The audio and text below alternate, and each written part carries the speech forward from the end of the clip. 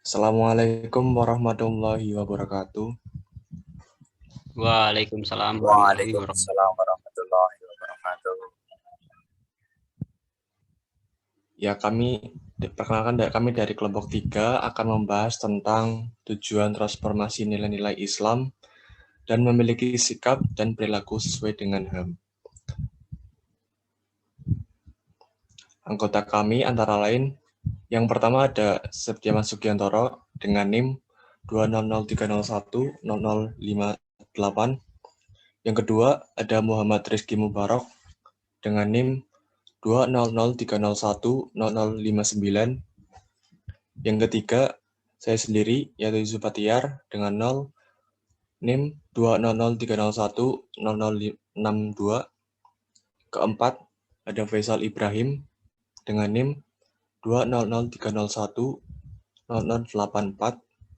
Kelima, ada Andika Nurfabila dengan NIM 20030100098.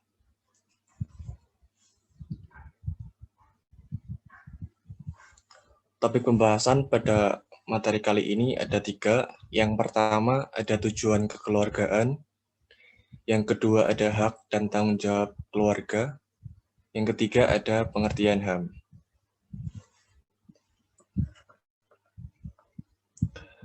Untuk pembahasan yang pertama akan dijelaskan oleh Septiawan Sugiantoro. Untuk Septiawan Sugiantoro dipersilakan. Ya, terima kasih Mas Yusuf. Di sini saya akan menjelaskan tentang tujuan kekeluargaan. Tujuan kekeluargaan dalam Islam yaitu untuk membangun rasa cinta kita kepada Allah Subhanahu wa taala dan Rasul-Nya serta berjihad di jalannya. Kita tidak perlu khawatir dengan kehidupan di dunia ini karena Allah sudah mengatur segala sesuatunya. Keluarga adalah merupakan miniatur dalam sebuah negara kecil yang dijadikan sebagai lambang bagi kesatuan yang ideal dan unsur persatuan, ketentraman, kebaikan, kebahagiaan, serta kedamaian yang dirasakan oleh segenap anggotanya. Namun, kejadian ini bukan berarti tidak mungkin terjadi gangguan atau penyimpangan fungsi dalam struktur kekeluargaan. Misalnya, kesulitan berupa keuangan, ketidakharmonisan perceraian, kejahatan, penyelewengan, dan sebagainya. Merupakan ancaman bahaya dan menimbulkan krisis di tengah struktur keluarga. Oleh karena itu, dalam menempuh di tengah masyarakat luas perlu adanya kekataan fisik maupun psikis. Tata nilai tujuan pendidikan di tengah lingkungan keluarga yang perlu diperhatikan menurut Kartini Kartono berupa membangkitkan 1. Penghormatan dan kepatuhan pada orang tua. 2. Kesejahteraan lahir batin segenap anggota keluarga. 3. Loyalitas, solidaritas, serta gotong royong yang murni di antara segenap anggota keluarga. Lanjut.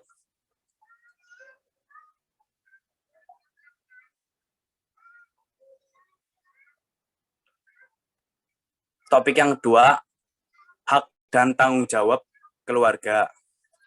1. Berhak menikmati kemanisan dan kebahagiaan hidup rumah tangga. 2. Bertanggung jawab mengeratkan hubungan silaturahmi dengan keluarga kedua belah pihak. 3. Harta kedua-duanya boleh diwarisi oleh salah seorang daripadanya apabila berlaku kematian. 4. Mendalami ilmu fardu ain. 5. Sering berbincang dalam segala hal untuk kebaikan bersama. 6. Bersikap jujur dan menepati janjinya. 7. Saling bermaafan jika berlaku kesilapan dan saling menasihati. 8. Sembahyang berjamaah digalakan. 9. Bertawakal kepada Allah Subhanahu wa taala setelah berusaha untuk mencapai kebahagiaannya. Lanjut.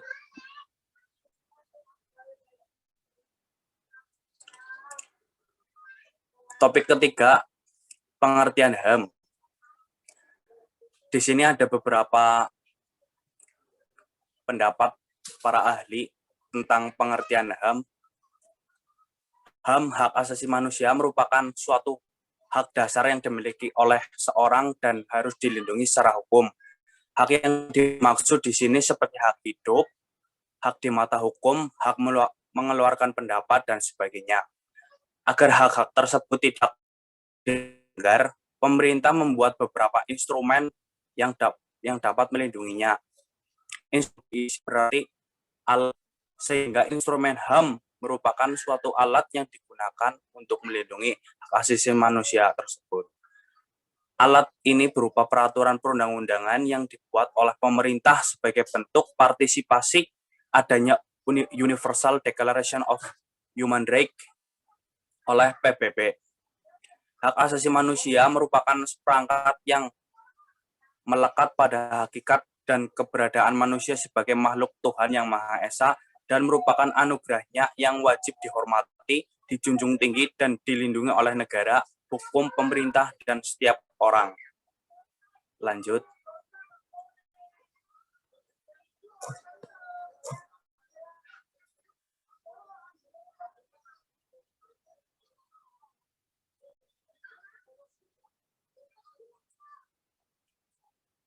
Pertama, prinsip HAM.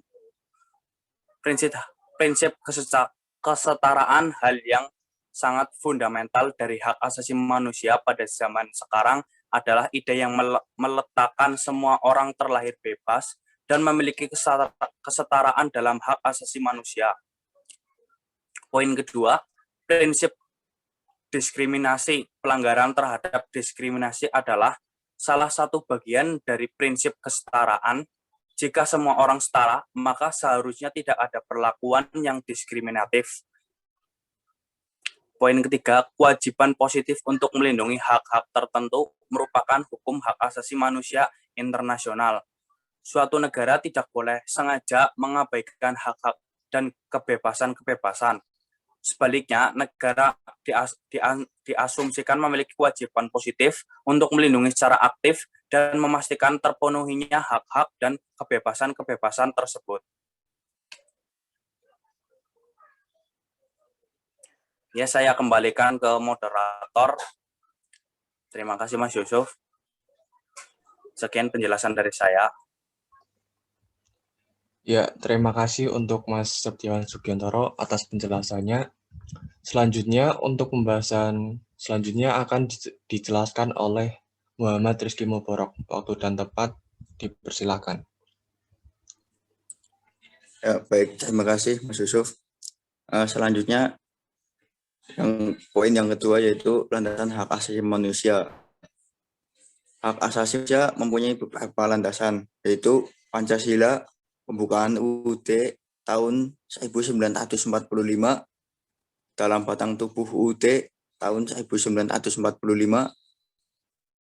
UU nomor 39 tahun 1999 tentang hak asasi manusia, UU nomor 26 tahun 2000 tentang pengadilan hak asasi manusia, dan hukum internasional tentang HAM yang telah diratifikasi oleh negara Indonesia. Lanjut. Poin 3, bentuk penindasan. Bentuk kelompok yang menyerang hak asasi orang lain dengan tujuan menelantarkan,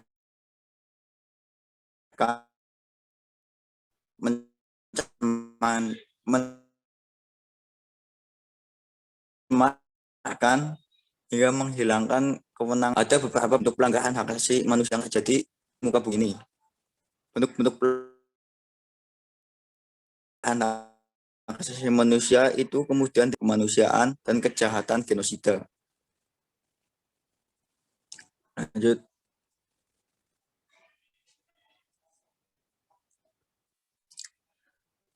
Untuk pelanggaran hak asasi manusia yang digolongkan dengan kejahatan terhadap kemanusiaan terdiri atas: 1. Pembunuhan, yakni tindakan yang dilakukan dengan maksud menghilangkan kesempatan hidup orang lain, baik dilakukan secara spontan maupun secara terencana.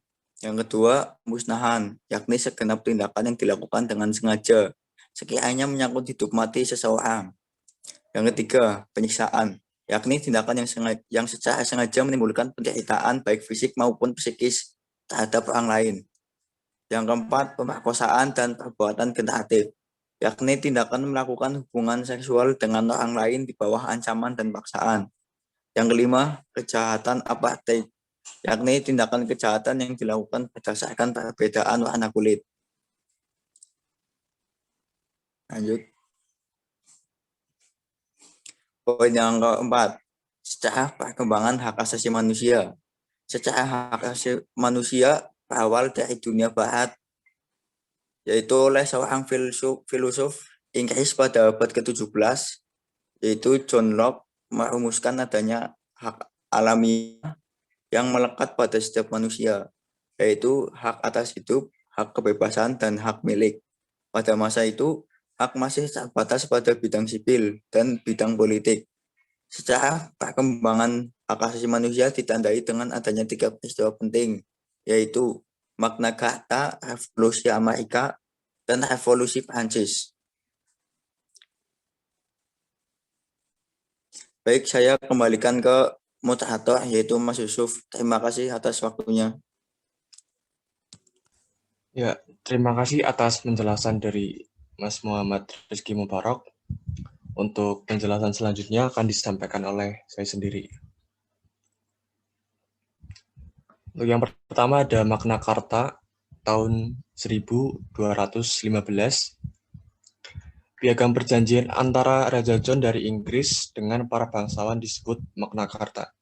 Isinya adalah pemberian jaminan beberapa hak oleh raja kepada para bangsawan beserta keturunannya, seperti hak untuk tidak dipenjarakan tanpa adanya pemeriksaan pengadilan. Jaminan ini diberikan sebagai balasan atas bantuan biaya pemerintahan yang telah diberikan oleh para bangsawan. Sejak saat itu, jaminan hak tersebut berkembang dan menjadi bagian dari sistem konstitusional Inggris. Selanjutnya ada Revolusi Amerika tahun 1776. Perang kemerdekaan rakyat Amerika Serikat saat melawan penjajahan Inggris disebut Revolusi Amerika. Declaration of Independence atau Deklarasi Kemerdekaan, dan Amerika Serikat menjadi negara merdeka pada tanggal 4 Juli 1776, merupakan hasil dari revolusi itu. Lanjut.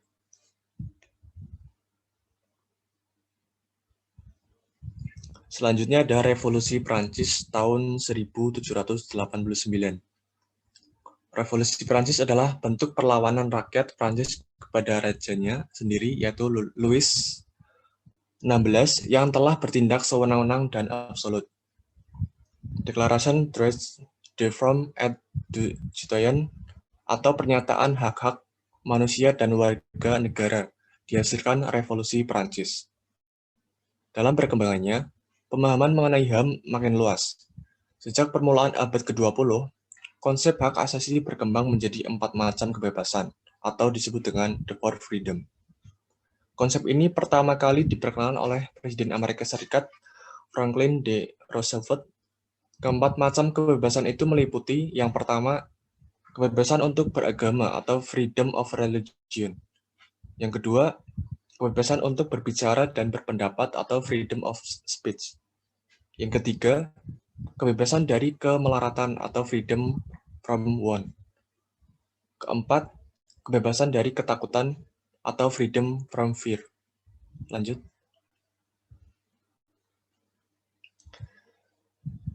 Pembahasan kelima ada perkembangan hak asasi manusia. Yang pertama ada periode sebelum kemerdekaan dari tahun 1908 sampai 1945.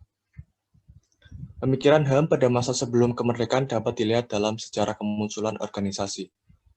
Pergerakan Nasional Budi Utomo tahun 1908, Sarekat Islam tahun 1911, Industri Party tahun 1912, Perhimpunan Indonesia tahun 1925, Partai Nasional Indonesia tahun 1927, lahirnya pergerakan-pergerakan yang menjunjung berdirinya HAM seperti ini tak lepas dari pelanggaran HAM yang dilakukan oleh penguasa terdahulu atau penjajah.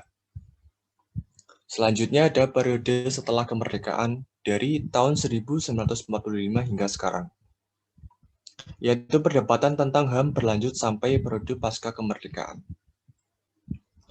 Selanjutnya ada periode 1945 sampai 1950. Pemikiran HAM pada periode ini menekankan wacana untuk merdeka atau self-determination.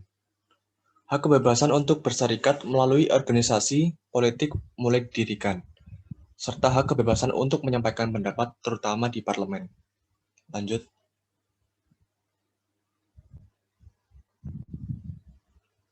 Selanjutnya ada periode 1950 sampai 1959. Periode ini dikenal dengan periode parlementer. Menurut catatan Bagir Manan, masa gemilang sejarah HAM di Indonesia tercermin dalam 4 indikator HAM, yaitu antara lain munculnya partai politik dengan berbagai ideologi, adanya kebebasan pers, pelaksanaan pemilihan umum secara aman, bebas dan demokratis, dan kontrol parlemen atas eksekutif. Selanjutnya, periode 1959 sampai 1966. Periode ini merupakan masa berakhirnya demokrasi liberal dan digantikan dengan demokrasi terpimpin yang terpusat pada kekuasaan Presiden Soeharto. Demokrasi terpimpin atau guided demokrasi tidak lain sebagai bentuk penolakan Presiden Soekarno terhadap demokrasi parlementer yang dinilai merupakan produk Barat. Melalui sistem demokrasi terpimpin, kekuasaan terpusat di tangan Presiden. Presiden tidak dapat dikontrol oleh parlemen. Sebaliknya, parlemen dikendalikan oleh Presiden. Kekuasaan Presiden Soekarno bersifat absolut, bahkan dinamakan sebagai Presiden seumur hidup. Dan akhir pemerintahan Presiden Soekarno sekaligus sebagai awal era pemerintahan Orde Baru atau masa pemerintahan Presiden Soeharto. Kurang lebih itu dari saya. Selanjutnya pembahasan akan dibahas oleh Mas Faisal Ibrahim. Untuk waktu dan tempat dipersilakan. Ya, periode paksa Orde Baru. Tahun 1998 adalah era paling penting dalam sejarah perkembangan HAM di Indonesia. Setelah terbebas dari pasungan rezim Orde Baru dan awal datangnya era demokrasi dan HAM yang kala itu dipimpin oleh B.J. Habibie yang menjabat sebagai wakil presiden. Pada masa pemerintah Habibie, misalnya perhatian pemerintah terhadap pelaksana HAM mengalami perkembangan yang signifikan. Lahir TAP MPR nomor 17 MPR 1998 tentang HAM merupakan salah satu indikator pemerintah era reformasi. Selanjutnya, slide selanjutnya. Nah, 6. HAM dalam Undang-Undang 1945 sejak negara Indonesia diproklamirkan negara merdeka, para pendiri Republik Indonesia sepakat bahwa negara berlandaskan pada hukum yang diartikan konstitusi dan hukum tertulis yang mencerminkan penghormatan kepada HAM. Undang-Undang tahun 1945 adalah Undang-Undang Dasar Negara Republik Indonesia. Dalam Undang-Undang tahun 1945 ditegaskan bahwa sistem pemerintah negara Indonesia berdasarkan atas hukum atau Rechtsstaat, tidak berdasar atas kekuasaan belaka atau Machtstaat. Dalam tantangan berdirinya bangsa dan negara Indonesia telah lebih dulu dirumuskan dari Deklarasi Universal Hak Asasi Manusia atau DU HAM PBB. karena pembukaan Undang-Undang Dasar 1945 dan pasal-pasalnya diundangkan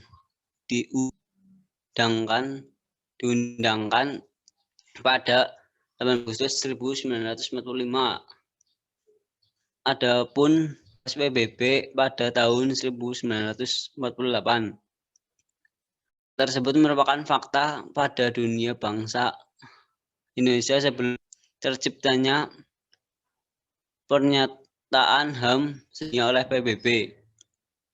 Setelah mengangkat dan melindunginya dalam kehidupan bernegara yang tertuang dalam Undang-Undang Dasar Negara Republik Indonesia tahun 1945. Hal ini juga telah ditekankan oleh para pendiri negara. Misalnya pernyataanmu Hatta dalam PU PKI sebagai berikut. Walau yang dibentuk itu negara kekeluargaan, tetap masih perlu ditetapkan beberapa hak dari warga negara agar jangan sampai timbul negara kekuasaan atau masetat atau negara penindas. Slide selanjutnya.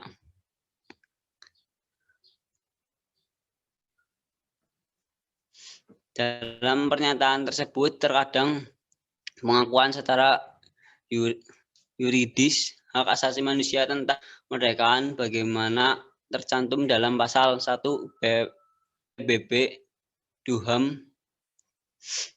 Dasar filosofi tersebut bukanlah kebebasan individualis, melainkan menetapkan manusia dalam hubungannya dengan bangsa atau makhluk sosial, sehingga HAM tidak dapat dipisahkan dengan kewajiban asasi manusia. Undang-Undang Negara Republik Indonesia 1945 sebelum dengan perubahan kedua pada tahun 2000 hanya sedikit ketentuan yang dapat diangkat dengan HAM. Pasal yang bisa dinisibkan dengan pengertian HAM yaitu pasal 27 ayat 1 dan 2, pasal 28, pasal 29, 2, pasal 30 ayat 1, pasal 31 ayat 1, dan pasal 34. Dari semua pasal tersebut, istilah HAM tidak dijumpai, namun yang ditemukan adalah hak dan kewajiban negara. Meskipun Undang-Undang Dasar Negara Republik Indonesia 1945 adalah hukum dasar tertulis yang di dalamnya membuat hak-hak dasar serta kewajibannya saling bersifat dasar pula, seharusnya mengenai HAM dicantum serta tegas dalam Undang-Undang Dasar tahun 1945. Ya, terima kasih. Ya, terima kasih untuk Mas Faisal Ibrahim atas penjelasannya. Untuk penjelasan selanjutnya, saya serahkan kepada Mas Andika Nurfabilah untuk menjelaskan. Waktu dan tempat, saya persilakan. Ya, terima kasih pada moderator. Ya, sekarang saya akan menjelaskan tentang HAM dan Bela Negara Pasal 30 UUD 45 tentang pertahanan negara. Ditegaskan bahwa tiap-tiap warga negara berhak dan wajib ikut serta dalam usaha pertahanan dan keamanan negara.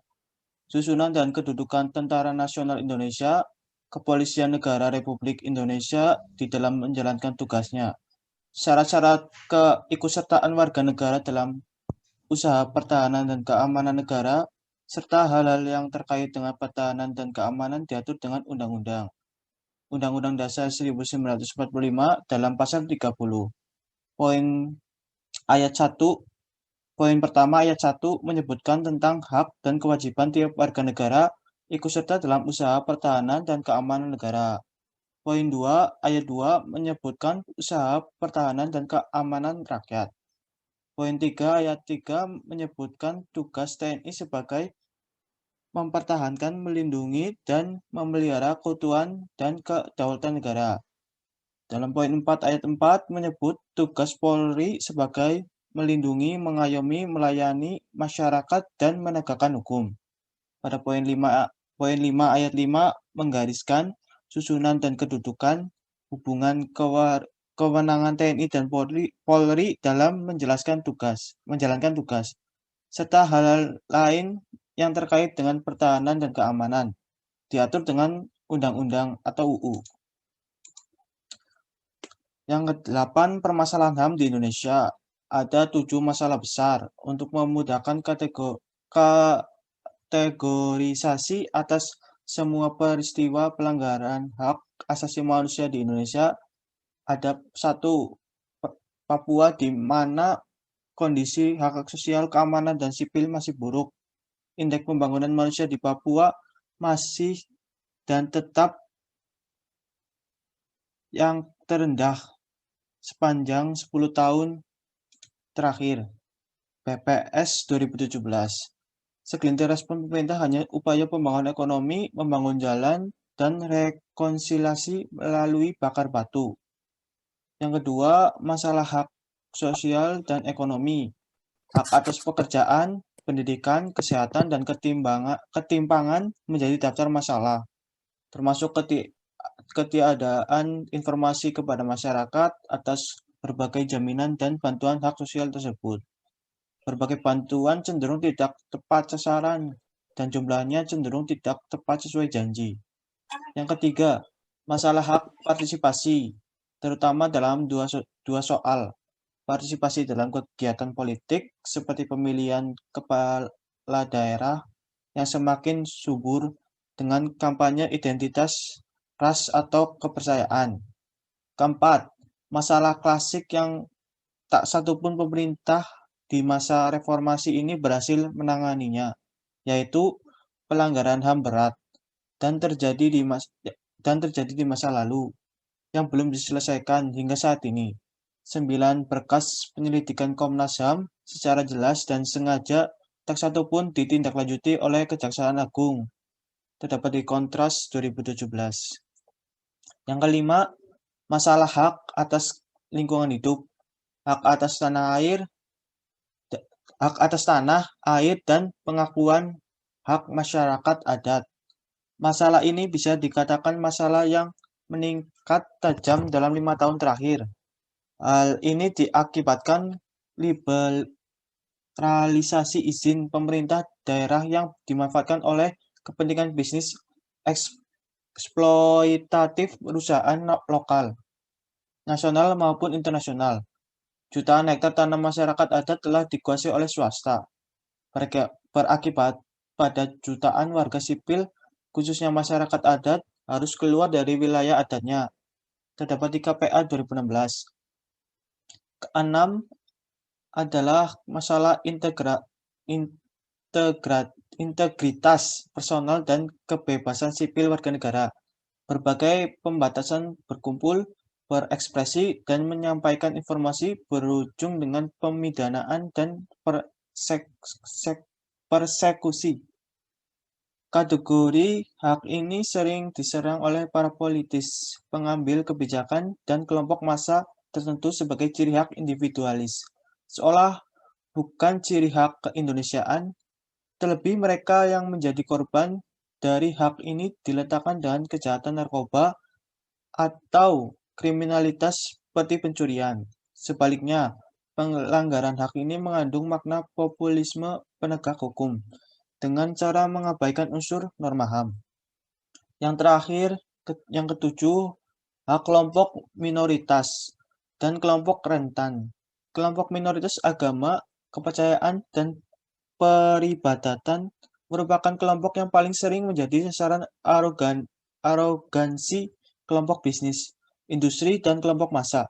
Bahkan di dalam kelompok ini sering didapati minoritas berganda, yaitu anak-anak, perempuan, atau orang tua. Semua isu di atas tidak berdiri sendiri. Mereka saling beririsan satu dengan lainnya. Hal ini menunjukkan kompleksitas pelanggaran HAM di Indonesia. Sebuah tantangan yang nyata bagi Komnas HAM.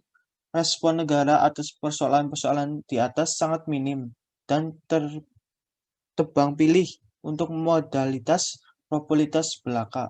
popularitas belaka. Mungkin sekian dari saya, kembalikan kembali kepada moderator.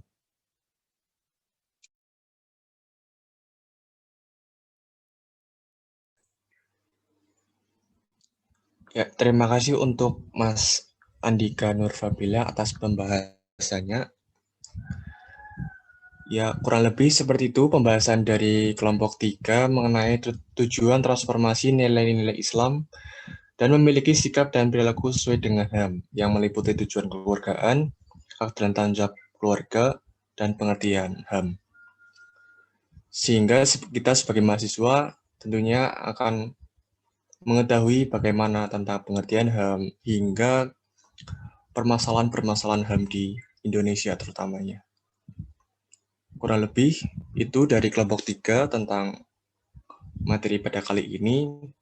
Saya sebagai moderator memohon maaf apabila terdapat kesalahan atau kekeliruan dalam pembahasan kali ini. Kami mohon pendapat dari pendengar sekalian untuk bisa menyanggah atas apa yang kami bahas. Kurang lebih seperti itu dari kelompok 3. Saya akhiri. Wassalamualaikum warahmatullahi wabarakatuh.